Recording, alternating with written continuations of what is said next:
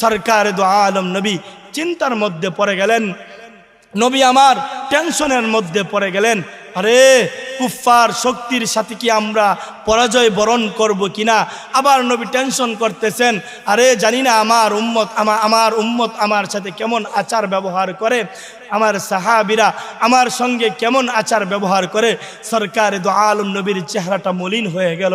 হাদিসের কিতাব লেখে সরকার দু আলম নবীর চেহারাটা মলিন হয়ে গেল। আল্লাহু আকবার।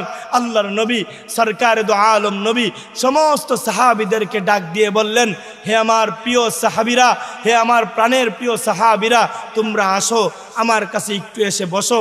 আল্লাহর নবী ডাক দিয়ে বললেন, হে আমার প্রিয় সাহাবীরা, তোমাদের সাথে এই আমার জীবনের প্রথম আসা যুদ্ধের জন্যে, জানি না তোমরা আমার সাথে কেমন আচার ব্যবহার করো, জানি না তোমরা আমার সাথে থাকবে নাকি পলায়ন করবে। আল্লাহর নবীর চেহারাটা মলিন অবস্থায় এই কথাগুলো বলতেছিল।